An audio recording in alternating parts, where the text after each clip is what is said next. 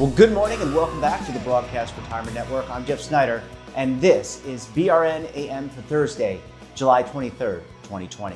And our top stories today: registered investment advisors take PPP loans. What's it mean? And despite the COVID disruption, private equity continues to acquire wealth managers. Joining me now to discuss this and more is Jason Bisnoff. He is a journalist with Forbes.com. Jason, welcome to the program. Thanks so much for joining us today. Thanks for having me, Jeff.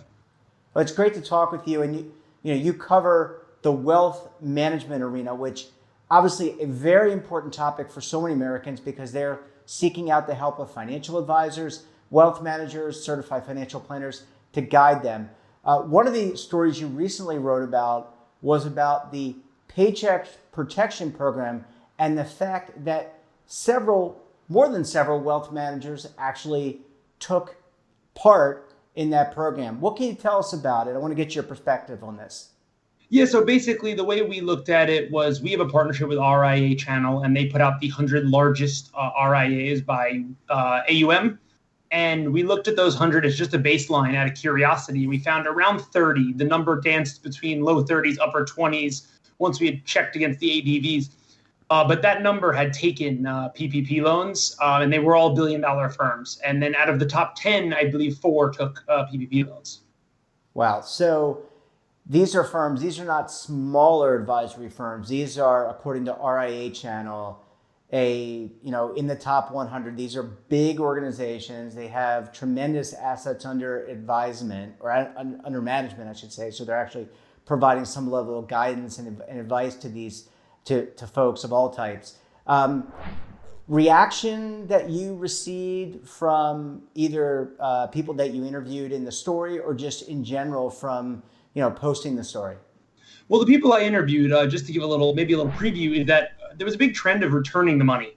I know everybody remembers Harvard and the Lakers being the two big institutions that returned, and several of the people I interviewed mentioned that was kind of a coming to Jesus moment, if you will, about the fact that this is really meant for pizza places, at least in their eyes. I mean, obviously, I don't work for the SBA. I have no intention of saying who it was meant for, but Sure. several of the RIAs have already returned it, and I would expect maybe a little bit more of a wave of that being a trend now that the SBA publicized it, which it's notable was not clear when this program was started that the SBA would put out a release like this. So it is kind of something that people who took the loan weren't aware when taking that it was going to be a thing where there was going to be a giant spreadsheet sent publicly. Yeah. So, very good point. There were a lot of pieces to the PPP that have become more clear over time, and we're not faulting anyone. I think these things evolve over time. And so one of them clearly is transparency. And I guess you can kind of understand that because the government using citizens' money, right, and giving it to loans, it probably makes some level of sense. And I do commend the people for giving it back. And I guess I personally don't necessarily have a problem with people taking the PPP loan as long as they meet the requirements, right? At the end of the day, they, like any other organization, have to meet the requirements. They have to be able to, I think at the time, 75% of the proceeds had to go to preserving jobs. 25% could be used for other aspects of the business. By all accounts, these organizations were doing that. Have you found, in the terms of writing the article, in terms of the feedback you've gotten from the non-financial community or others within the community, what has that been like? People been concerned, focused on this? Well, I think financial services definitely still has a black eye from 2008. And I think that is something that one of my sources actually mentioned that he was relating some of the things he was hearing to the TARP payouts after 2008, which he said a lot of people don't know, and this was his opinion, not mine, were paid back in full. And so I think something to watch going forward, and this was the person who, if you read the article, was off the record, was that he mentioned that he thinks the real story will be checking months down the road who applies for the forgiveness provision. Because to take a 1% loan from the taxpayers is one thing, to then say, I want forgiveness is another. So he thinks that is the real story. And he had said, which obviously, taking his word for it for the time being, while it is still up in limbo, he had said he had never had any intention. It was seen as a quick way to capital raise when the market was really scary in late March. But he said that his intention was to return it to taxpayers. So that'll be something I think to watch going forward.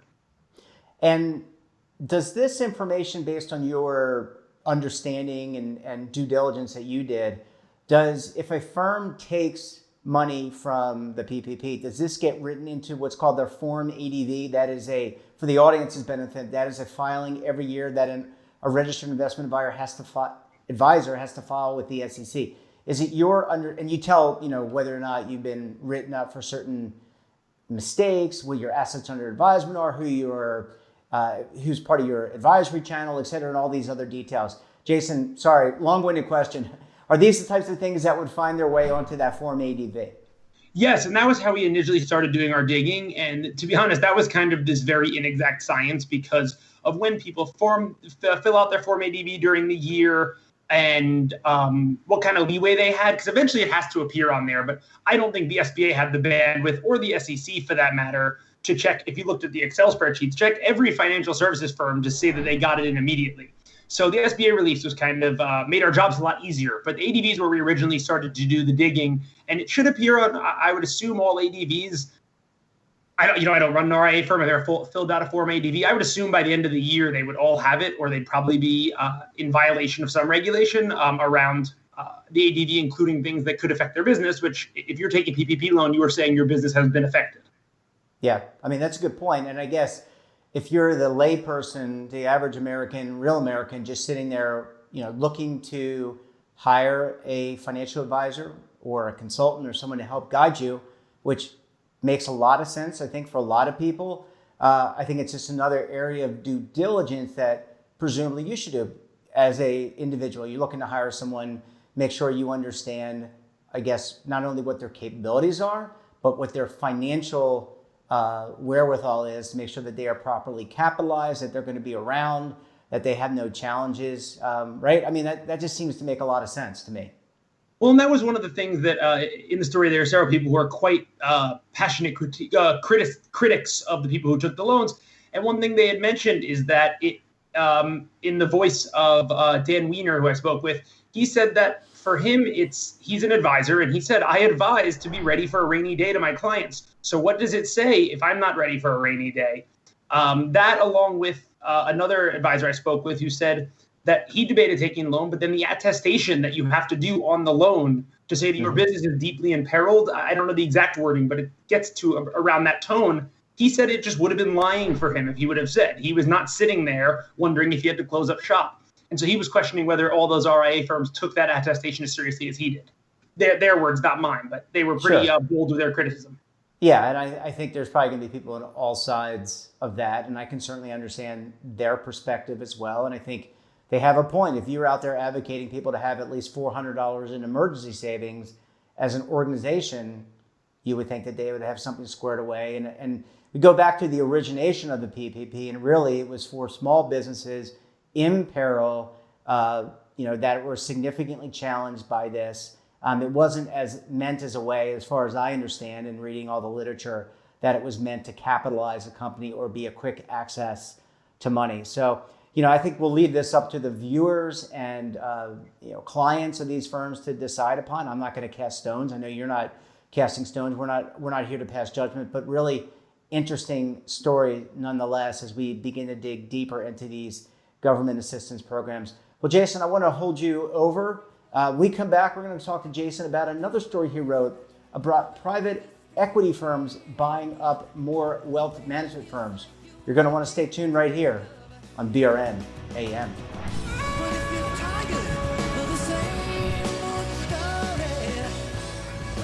Imagine a new television network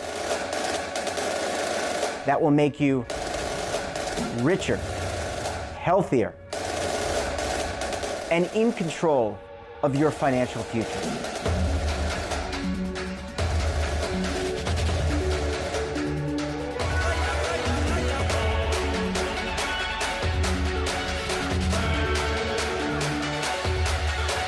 This network is for the policewoman in Nashville, Tennessee, the baker in Dubuque, Iowa, the teacher in Lexington, Kentucky. We want to make the idea of savings and retirement culturally relevant. But what do you see as a defining issue of the midterms? especially for the smaller businesses. I mean, they are the lifeblood of the American economy.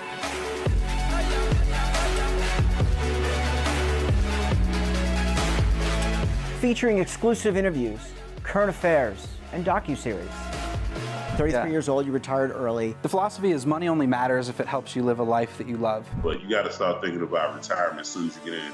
The Broadcast Retirement Network will drive very high engagement with premium partnerships. So this isn't retirement and savings for your parents or grandparents. This is for all Americans. And we're going to change the way you think about money.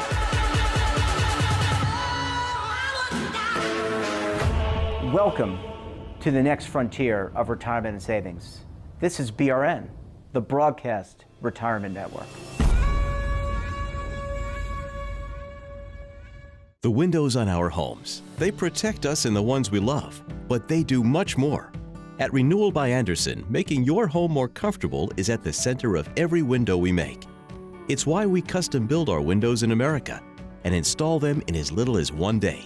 It's why we build our frames with exclusive Fibrex composite material that's 2 times stronger than vinyl. It's why our glass helps keep your home warmer in winter, cooler in summer, and quieter all year long. It's why we stand behind every window with a 20-year limited warranty. Why not help lower your energy costs while giving your home and family the best? Call 1-800-835-6525 to schedule a free in-home consultation. Buy one, get one at 40% off with this special offer.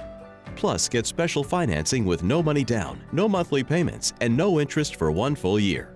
Renewal by Andersen, the better way to a better window.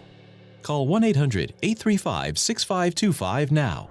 Welcome back. We're talking this morning to Jason Bisnoff. He is a journalist with Forbes.com. Jason, thanks so much for staying with us this morning. Yeah, glad to be here. It's great to see you, and obviously great reporting. We had a good conversation about the PPP loans being taken by advisory firms. Let's shift gears because private equity firms are buying up more and more of these wealth management firms. I know that this story was very popular on the Forbes.com website, received a lot of traffic. What can you tell us here? Well, it's interesting because it almost has a similarity in the sense that it's about capitalization. It's about this is a business, wealth management, that over the last 10 years has transformed immensely. It's to the point where you get quarterly pay based on your AUM, hell or high water. And so I think that for a PE firm where they're often investing in they have a varied portfolio, but some of them are invested in sporting teams, which if you haven't noticed, they're not doing great right now. No, so definitely not. Yeah.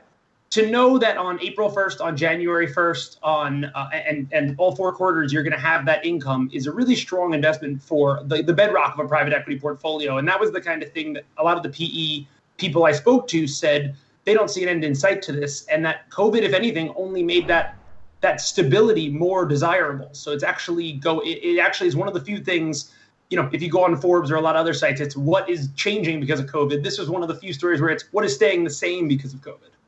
Yeah, in fact, just going back to the old other story for a second that we covered, it kind of puts things in perspective when you started mentioning the predictable cash flows, right? That they're predictable. So it actually sheds additional perspective, I think, for the audience. But this is kind of not a new trend. I mean, there has been consolidation in the financial services industry for seems like at least the last decade, if not longer, in terms of banks, in terms of asset management institutions, U.S. record keepers, and the predictability. A lot of private equity firms have dry powder on the side, which means they just have a lot of cash and they're ready to spend. And this sounds like a really good return on investment that you could deliver to shareholders of the LP. Yeah, and I think the interesting thing is that when looking at this trend, the amount of dry powder private equity had, it's in the story, it's some ungodly amount of money. And so this is only going to continue to accelerate. And it's going to be interesting what form it takes. Because a lot of the times people miss that private equity is involved because they choose to leave the branding of the national wealth management firm on there. Sometimes they choose not to. So it also takes several different forms. And one thing to also track is that a firm like Focus Financial was PE, 3 different rounds of PE, 3 different owners, and then chose to go the public route. And so they kind of were the first group to test the waters there. And so far, the share price hasn't done great. And so I'd be curious to see if other people try to follow in their footsteps or if they're scared off by what happened with Focus, though it's still early. So it's not, not like Focus is belly up or anything. Yeah, I mean, typically a private equity firm will buy a company, in this case, financial services company, and then hold it for a period of time in its portfolio. And, the management of the PE firm works with the management of the wealth management firm in order to generate revenue. And then after a period of time, they can either decide to sell that private equity holding to another private equity fund, or it can choose to go IPO, right? I mean, there's a lot of different scenarios, or they can buy themselves back and choose to become private again. So there's a lot of opportunity here, but typically they hold these assets for long periods of time in order to see the growth and return on investment. Well, they're all running a similar strategy too. It's pretty straightforward. There's a huge group of $100 to $300 million mom and pop RIAs, and a lot of them are getting older, and a lot of them don't have succession in place. And so the idea of consolidation is really ripe. And it, if you speak to the PE firms, they will tell you that it's a win-win for everyone. And there is some tangential evidence that for someone who's put their life's work into their book and has a book not big enough to do much with, it is nice to be able to sell it to someone, know it's going to live on, know your clients are taken care of, and then get your retirement that you work towards. So there is at least some anecdotal evidence that it's an ecosystem that seems to have benefactors across it. Yeah, and again, I go back to what we were talking about in the PPP discussion in our first segment. This is another part of the due diligence that I think people need to understand and be comfortable with. Just like the PPP loan information is important, just like any knocks against any advisors that work for the firm, understanding who owns what is very important, because that's ultimately who you're ultimately beholden to, right? I mean, if a private equity firm, you still have a fiduciary responsibility as an advisor, but at the end of the day, the revenues roll up somewhere. You should be aware of that as a individual looking for an advisor. Well, I think that's totally true. And I think it is an interesting thing if you look at where financial services was 10 years ago, it is now is such a tremendous departure. And I think it is interesting thing to look forward to where the wirehouses are in 10 years, because there's been departure from there, where the independent conglomerates that we're discussing that are often backed by PE are, and how many more of the mom and pop advisors there are. And I do think you're right that for consumers, it is going to level set into different models that they can choose from. Yeah. And we're this baby boom generation, I think, is going to be the biggest transfer of wealth over the next few decades. So there's a lot of opportunity, not only outside of wealth management, but not only in wealth management, but also, for example, firms that hold IRAs as an example, annuities, all different types of complex investment products are certainly going to be, I would think, a target for investors like private equity and other type firms.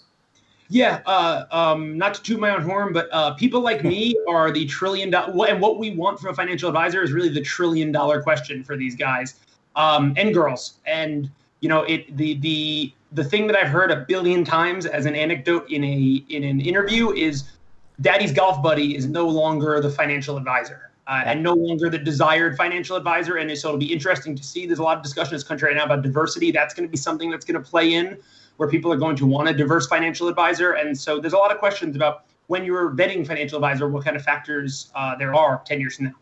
Yeah, I think it's a fascinating, because it all comes down to personal preference, whether you're young, mature, male, female. It really varies person to person. It's going to be fascinating to watch. Jason, always a pleasure chatting with you. Great reporting as usual. People should certainly check out Jason on Forbes.com. And we look forward to having you back on the program very soon. Thanks, Jeff. It was a pleasure. And that wraps up this episode of BRN AM. Have a topic of interest or someone you think we should talk to? Drop us a line. And don't forget, for all the news in retirement markets, technology, personal finance, and more, all in one place, check out today's edition of The Morning Pulse. So until tomorrow, I'm Jeff Snyder. Stay safe, keep on saving, and don't forget, roll with the changes.